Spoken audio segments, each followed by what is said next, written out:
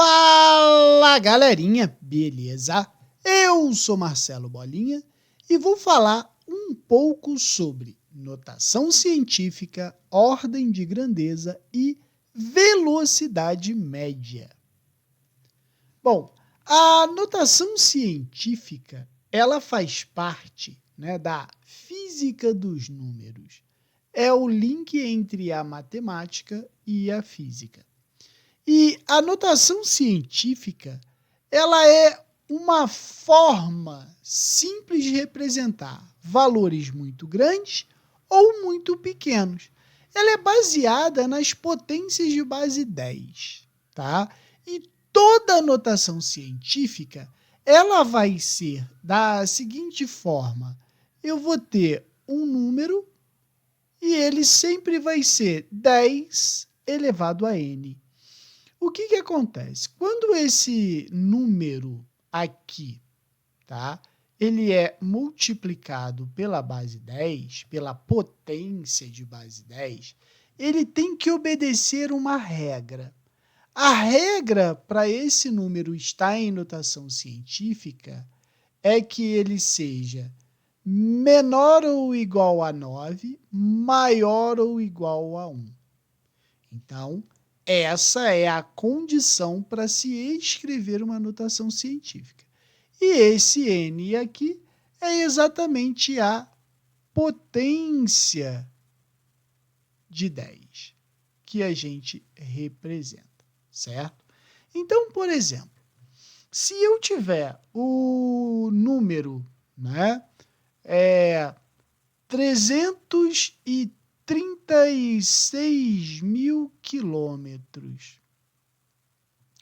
Para eu representar esse número em notação científica, eu tenho que colocar esse número entre 1 e 9 vezes 10 elevado a uma potência de 10.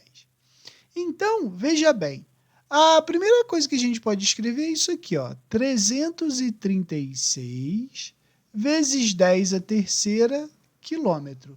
Já transformei os zeros para 10 a terceira. Só que 336, ele não é um número entre 1 e 9. Então, a gente vai transformar esse número para um número entre 1 e 9 da seguinte maneira. A gente vai vir aqui e vai colocar uma vírgula. Então, fica 3,36 vezes 10 a quinta quilômetro. Então, isso aqui está representado em notação científica. Um outro exemplo que a gente poderia fazer é o seguinte: 24 horas. Se eu for transformar isso aqui para segundos, o que eu vou fazer? Eu vou pegar o 24 e vou multiplicar por 3.600, porque uma hora tem 3.600 segundos. Então, isso aqui vai me dar o valor 86.400 segundos. Transformando isso aqui para notação científica, eu boto 86.400 vai ser igual a 8,64 vezes 10 a 1, 2, 3, 4, vezes 10 a quarta segundos. Beleza? Então, é assim que a gente transforma um número muito grande em notação científica. Quando a gente fala em números extremamente grandes ou extremamente pequenos, as potências de 10, elas passam a ter nomes. Por exemplo, quando a gente tem 10 à terceira, o prefixo é K de quilo. Então, quer dizer que toda vez que a gente tiver K na física, por exemplo, quilograma é 10 à terceira grama. Se eu tiver megawatts, é 10 à sexta watts. E assim a gente tem aí um intervalo de 10 a 24, que se chama iota, e 10 a menos 24, que é o iocto. Tá? Então, essa tabela aqui é importante você dar uma olhada e guardar alguns valores, certo? Por exemplo, se eu tiver que transformar 62 quilos para grama, a gente sabe que o K, né, ó, como ele está aqui, é 10 a terceira. Então, eu posso dizer que é 62 vezes 10 a terceira gramas, certo? Se eu tiver, por exemplo, 3,8 megawatts, vou transformar para watts. Você vai lá, ó, M é mega, mega é 10 a sexta. Então, isso aqui é 3,6 vezes 10 a sexta watts, né? Se eu tiver uma medida muito pequena, tipo 2 microcoulomb, né? Então, o micro está aqui representado como 10 a sexta. Então, isso aqui é 2 vezes 10 a menos 6 microcoulomb. E assim a gente trabalha com essas potências, beleza? É muito comum você achar em alguns problemas as medidas expressas em megawatts, gigawatts, tera, né? Ó, o tera é 10 a 12, microcoulomb, pico, que é 10 a menos 12, nano, que é 10 a menos 9. Então, essa tabela aqui é importante a gente ter conhecimento dessas potências de 10, certo? Outra coisa importante da gente saber também é a ordem de grandeza, tá? A ordem de grandeza, ela é uma estimativa mais próxima da medida real que a gente pode ter. A ordem de grandeza, ela tem uma regra. A regra da ordem de grandeza, eu gosto de dizer que é a raiz de 10. A raiz de 10, ela é 3,16. Então, se o número que multiplica a notação científica for menor que 3,16, a potência de 10 não sofre alteração, ela fica 10 elevado a n. Se o número que multiplica a base 10 da notação científica ele for maior ou igual a 3,16, a potência de 10 fica 10 elevado a n mais 1. Essa é a regra. Então, por exemplo, se eu tiver 5,6 vezes 10 elevado a oitava metros, o que a gente vai fazer? Primeiro, a gente vai ver o 5,6. 5,6 é maior que 3,16? É. Então, a minha base 10, ela vai ficar o quê? 10 elevado a n mais 1. Então, ela fica 10 elevado a oitava mais 1. E isso vai me dar 10 elevado a nona. Então, a minha ordem de grandeza, ela vai ser igual a 10 elevado a nona metros. Por exemplo, se eu tiver o valor 1,28 vezes 10 a menos 16 hertz, por exemplo, o que vai acontecer? Pega o valor que está multiplicando a potência de 10, 1,28. 1,28 é menor que 3,16. Ah, então a minha ordem de grandeza vai ser 10 elevado a menos 16 Hz. Entendeu? É assim que a gente faz a notação científica ser transformada em ordem de grandeza. É importante, antes da gente seguir o caminho aí, a gente lembrar de algumas coisas lá da matemática. Então, vamos botar aqui, da matemática. Essa parte de potência, bastante gente se confunde.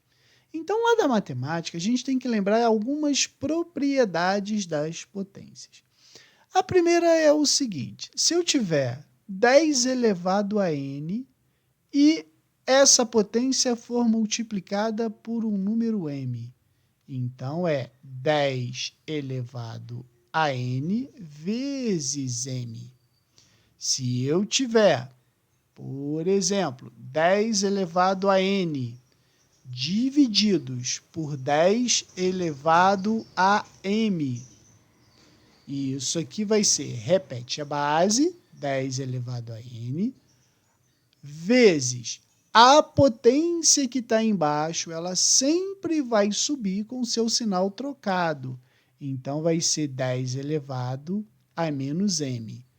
A outra propriedade seria, se eu tenho 10 elevado a n vezes 10 elevado a m, isso aqui repete a base e somam-se os expoentes, certo? Então, essas propriedades aqui são importantes. Outra propriedade seria, se eu tiver a vezes 10 elevado a n vezes b vezes 10 elevado a n. Como as bases são iguais, as potências são iguais, eu posso botar assim, a vezes b vezes 10 elevado a n. E a última propriedade seria a vezes 10 elevado a n elevado a m. E isso aqui vai ser a elevado a m vezes 10 a n vezes m.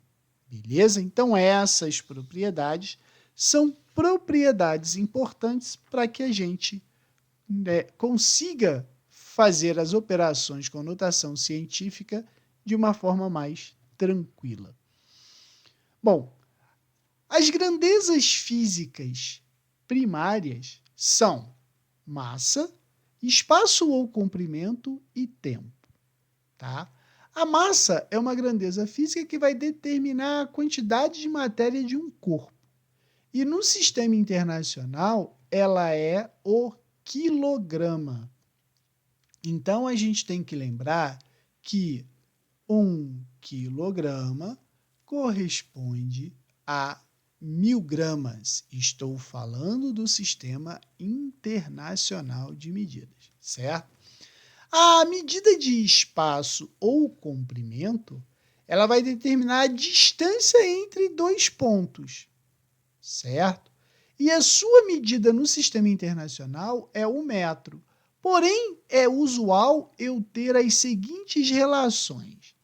Eu sei que 1 quilômetro tem 1000 metros. Mas a gente sabe que 1 metro tem 100 centímetros. E para passar de metro para centímetros, a gente multiplica por 100. E de centímetro para metro, divide por 100. Outra relação também que é muito importante é que 1 metro tem 1000 milímetros. Então, para passar de metro para milímetro, multiplica por 1000. E de milímetro para metro, divide por 1000. Beleza? A mesma coisa a gente pode falar do quilômetro. De quilômetro para metro, multiplica por 1000. E de metro para quilômetro, divide por 1000. certo? A outra unidade que também causa um pouco de confusão é o tempo. O tempo, ele é uma medida que vai ser usada entre dois eventos sucessivos e a gente mede esse tempo entre esses acontecimentos. No sistema internacional, a unidade do tempo é o segundo, beleza? E aí, a gente tem que lembrar que o tempo ele é medido de 60 em 60. É um sistema sexagesimal.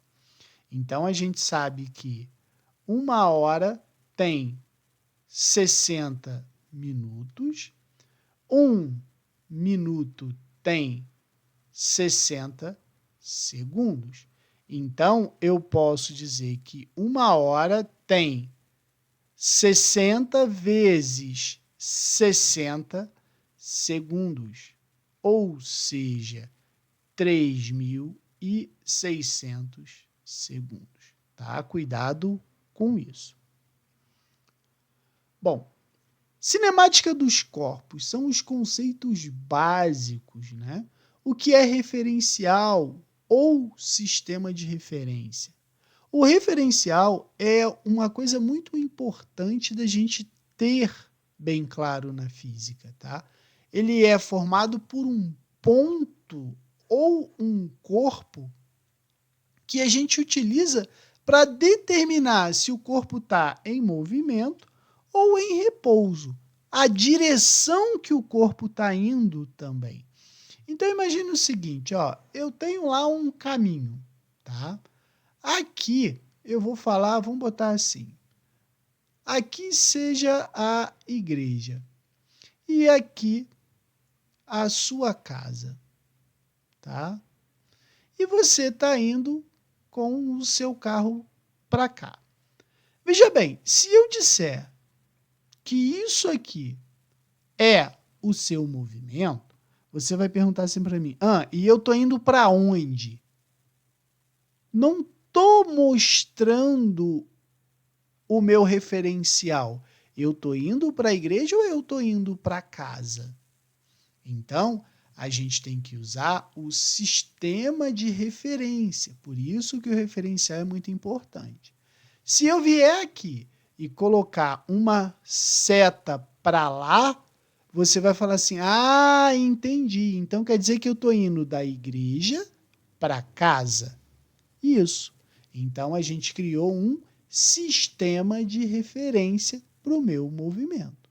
Tá? Então a gente sempre vai ter que fazer isso. E para a gente padronizar isso, a física ela usa o número, a reta dos números reais, aonde o zero seria a nossa origem. Se eu tiver me afastando da origem, eu estou no sentido positivo do movimento. Se eu estiver vindo no sentido da origem, eu estou indo no sentido negativo da trajetória. E isso é uma orientação à nossa trajetória, beleza? Bom, repouso e movimento.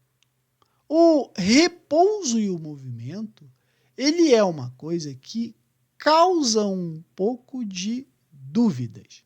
Mas a gente pode pensar assim para não errar mais isso.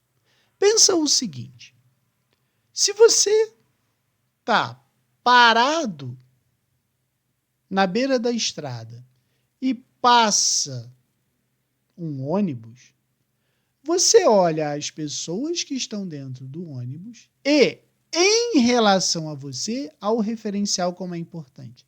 Em relação a você, aquelas pessoas estão se movimentando. A mesma coisa vai acontecer com essas pessoas. Se essas pessoas olhar para você do lado de fora do ônibus, você vai estar em movimento em relação a elas. Porém, é curioso que, se essa senhora aqui dentro do ônibus olhar para esse senhor aqui, tá? Dentro do ônibus, sistema de referencial ônibus, eles estão em repouso entre si. Então, a gente pode dizer que movimento e repouso vai depender do referencial adotado. Isso fica bem claro, tá? Então, repouso e movimento depende muito do referencial adotado. Bom, trajetória e sentido do movimento. O que a gente pode pensar? Imagina o seguinte, trajetória é todo o caminho que você está percorrendo. Então, eu posso dizer que isso aqui é a minha trajetória. O ponto aonde eu comecei o meu movimento, a gente chama de origem da trajetória.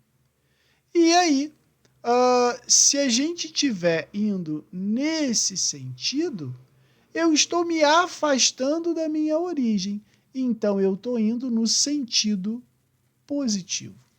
Agora, se eu estiver vindo nesse sentido aqui, ou seja, em direção à origem, eu estou indo no sentido negativo da minha trajetória. Por quê? Porque a gente se baseia exatamente na reta dos números reais, certo? Então, que isso fique bem claro. A gente tem trajetória é o caminho percorrido pelo corpo. E se eu estou me afastando da origem, eu estou indo no sentido positivo. Se eu estou vindo em direção à origem, eu estou vindo no sentido negativo da trajetória. Tá? Se a gente orientar essa trajetória, por exemplo, como esse sentido aqui é o sentido positivo e esse aqui é o sentido negativo, certo? Agora, ritmo do movimento dos corpos, que é a velocidade.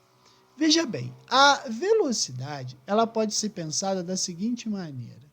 Eu tenho lá a minha trajetória, eu tenho aqui a minha origem, tá? E aqui eu vou ter o meu destino, vamos botar assim, o meu destino, ou ponto final. Se eu pegar e tiver saindo da minha origem em direção ao meu destino, eu posso dizer que, como eu estou na origem, eu tenho um espaço inicial. Quando eu chego ao meu destino, eu tenho um espaço final, tá?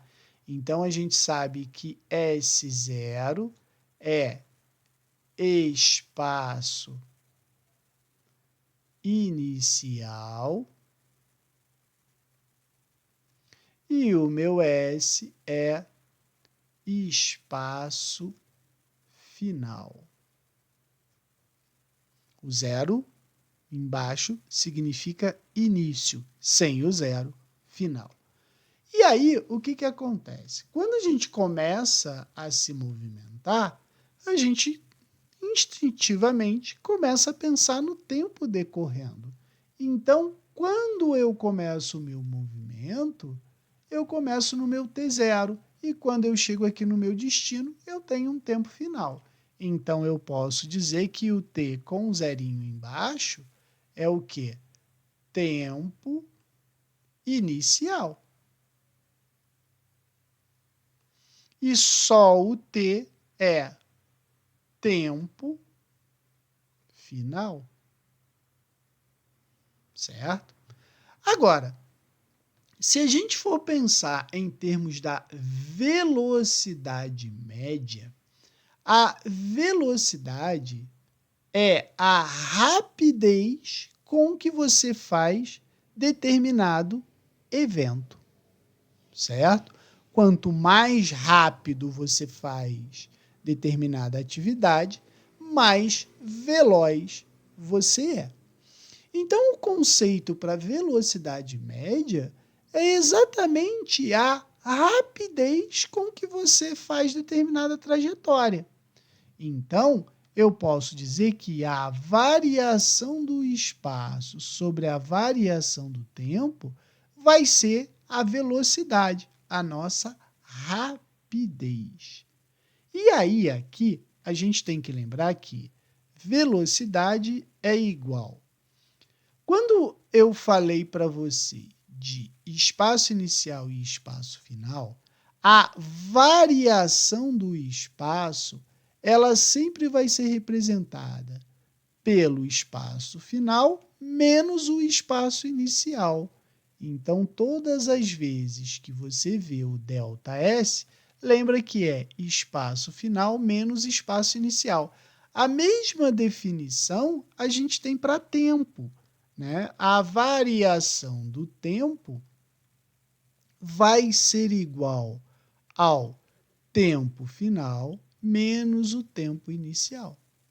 Então, o meu ΔS sobre ΔT, ele pode ser escrito como S menos S0, T menos T0, certo? Agora, olha que curiosidade. Quando a gente vai medir alguma coisa, normalmente a gente começa a medir quando o cronômetro está todo zerado.